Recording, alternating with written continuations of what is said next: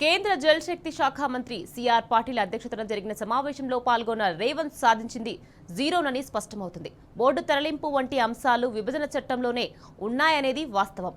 ఇప్పటికే మొదటి దశ టెలిమెట్రీల ఏర్పాటు పూర్తి కాగా వాటిపై ఏపీ అంగీకరించినట్లు రేవంత్ అబద్దాలు చెప్పాడని విమర్శలు వస్తున్నాయి. గతంలో చేసుకున్న ఒప్పందాలనే మళ్లీ చేసుకున్నట్లుగా ఉందనే ఆరోపణలు వ్యక్తమవుతున్నాయి.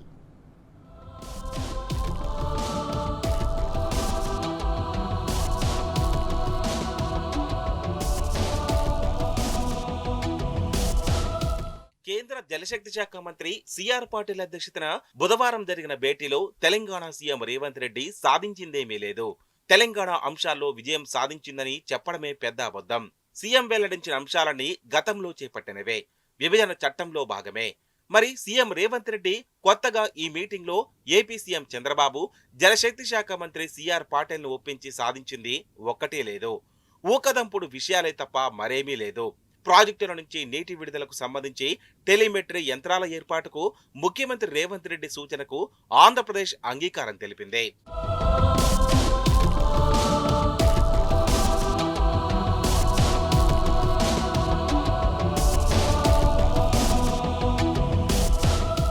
ఇది కొత్తేమీ కాదు.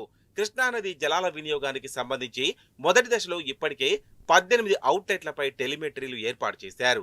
MRP lift, Sagar dam diversion tunnel, NSP head regulatory, NSP left canal tunnel, Paleru reservoir ఎగువన ఎంట్రీ వద్ద, పాలేరు రిజర్వాయర్ దిగువన, ఎన్ఎస్పీ లెఫ్ట్ కెనాల్ 101.36 కిలోమీటర్ల వద్ద, Kalwakurthy cistern, Srisailam reservoir block, Pothireddypadu head regulatory 12.265 కిలోమీటర్ల వద్ద, HNSS pump house, Jurala project, Jurala right main canal head regulatory, Jurala left main canal head regulatory, Jurala left parallel canal head regulatory, Bhima lift 1 scheme, Nettempadu lift scheme, Koil Sagar lift scheme వద్ద వీటిని ఏర్పాటు చేశారు.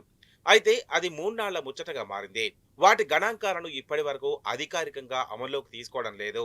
అందులోనూ పలు టెలిమెట్రీలను ఏపీ ట్యాంపరింగ్ చేసిందని కేఆర్ఎంబీతో పాటు కేంద్రానికి సైతం కేసీఆర్ నేతృత్వంలోని తెలంగాణ సర్కార్ అప్పట్లో ఫిర్యాదు చేసింది.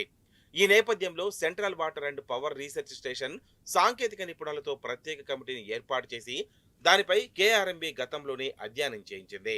టెలిమెట్రీల వ్యవస్థ ఏమాత్రం సవ్యంగా లేదని ఆ కమిటీ తన నివేదికలో స్పష్టం చేసింది. సాగర్, శ్రీశైలం వద్ద తప్ప మిగిలిన ఎక్కడా టెలిమెట్రీలు ఖచ్చితమైన నీటి ప్రవాహ సామర్థ్యాన్ని సూచించడం లేదని స్పష్టం చేసింది.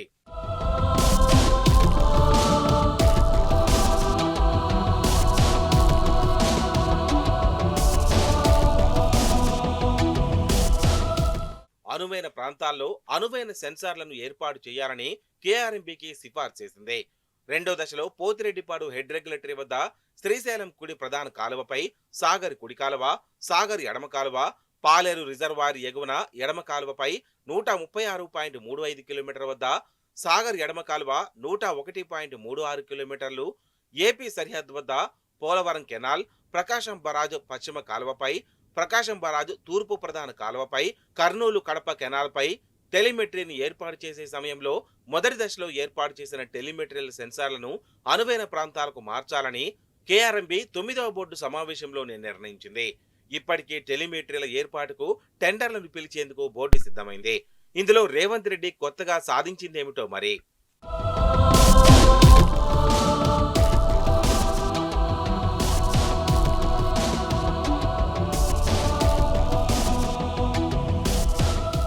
గోదావరి నది యాజమాన్య బోర్డు తెలంగాణలో, కృష్ణానది యాజమాన్య బోర్డు ఏపీలో ఏర్పాటుకు ఆంధ్రప్రదేశ్ అంగీకారం తెలిపింది. ఇది మరీ విచిత్రం. ఏపీ పునర్విభజన చట్టం 2014 ప్రకారమే బోర్డుల ఏర్పాటు జరిగింది. గోదావరి బోర్డును తెలంగాణలో, కృష్ణా బోర్డును ఏపీలో ఏర్పాటు చేయాలని చట్టం ప్రకారమే ఆనాడే నిర్ణయించింది. ఏపీనే అనేక సందర్భాల్లో బోర్డును అమరావతికి తరలించాలని బోర్డుకు లేఖ రాసింది. అటు తర్వాత విశాఖకు తరలించాలని కూడా పలు సందర్భాల్లో చర్చ కొనసాగింది.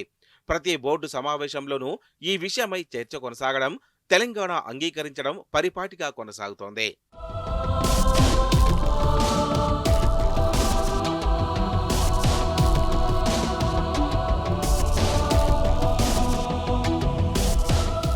శ్రీశైలం ప్రాజెక్టు మరమ్మతులకు ఆంధ్రప్రదేశ్ అంగీకారం తెలపడం ఒక విడ్డూరం.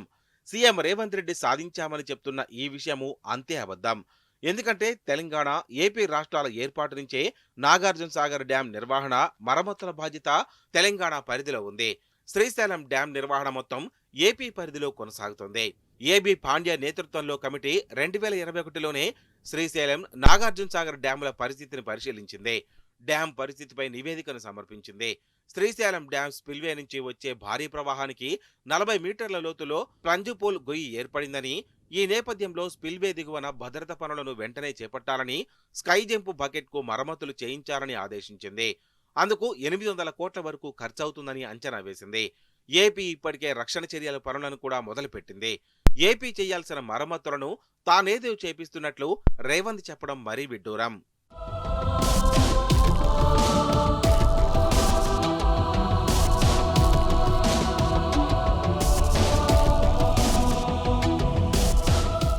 ఇరు రాష్ట్రాల్లో గోదావరి, కృష్ణా నదులపై ఉన్న ప్రాజెక్టులకు సంబంధించి పెండింగ్ సమస్యల పరిష్కారానికి అధికారులు, సాంకేతిక నిపుణులతో వారం రోజుల్లో కమిటీ నియామకం, నెల రోజుల్లో నివేదిక.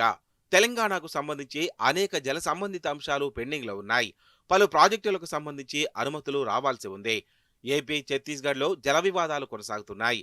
ఇరు రాష్ట్రాల మధ్య జల వివాదాల పరిష్కారానికి గతంలోనే 2 రాష్ట్రాల ముఖ్యమంత్రులు కలిసి ఒక కమిటీ వేయాలని ప్రజాభవన్ వేదికగా నిర్ణయించారు. ఆ కమిటీ సాధించిందేమీ లేదు. తెలంగాణ వివాదాలు పరిష్కారమైందీ లేదు. మళ్ళీ ఇప్పుడు కొత్తగా కమిటీ ఏర్పాటంటూ రేవంత్ రెడ్డి ప్రకటించడం విస్మయం గొలుపుతోంది.